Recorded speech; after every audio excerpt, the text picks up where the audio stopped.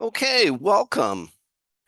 This first video lecture on Chapter 7 is going to explore the fundamental concepts of secondary data in healthcare. We'll talk about what it is, how it differs from primary data, and more.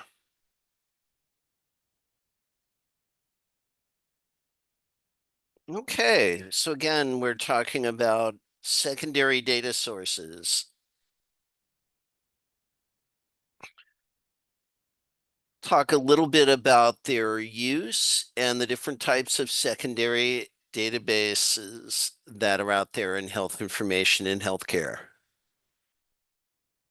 First thing we need to be clear on is what is the difference between secondary data sources and primary data sources. Primary data sources are original records that are created by healthcare providers during the course of caring for a patient. So you think of the patient's EHR, that's a primary data source. Secondary data sources are databases or indices that are derived from primary records. They contain patient identifiable data, like registries, or aggregate data that summarizes information about a group of patients without identifying individuals.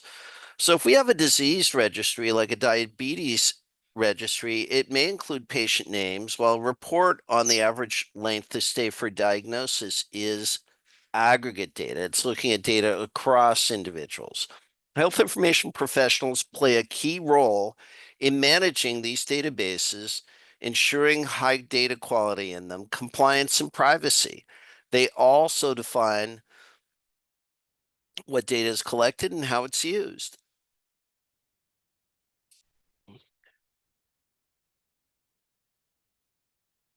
And again, for purposes of secondary data, we have quality, quality improvement. The only way we can look at what our patient care quality is and how we can improve it is looking at the records, performance, and patient safety.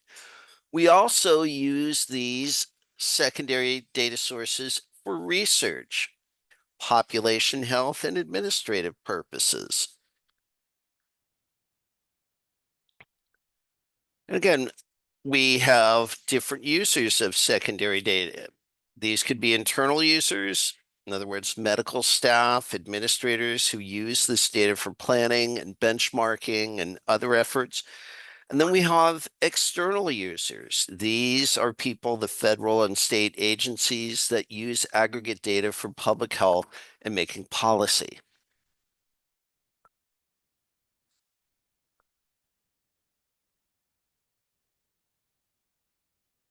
And again, this will be our last slide for this video lecture. We have facility-specific indices, disease and operation indices, and physician indexes.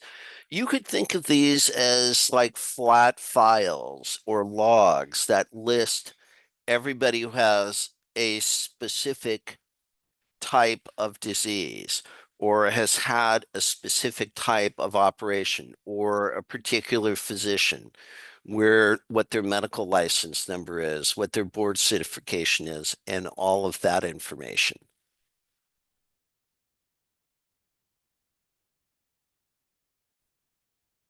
And that's all I have for you for this video lecture. Come back for the next video lecture where we'll talk more about secondary data sources and more. Bye now.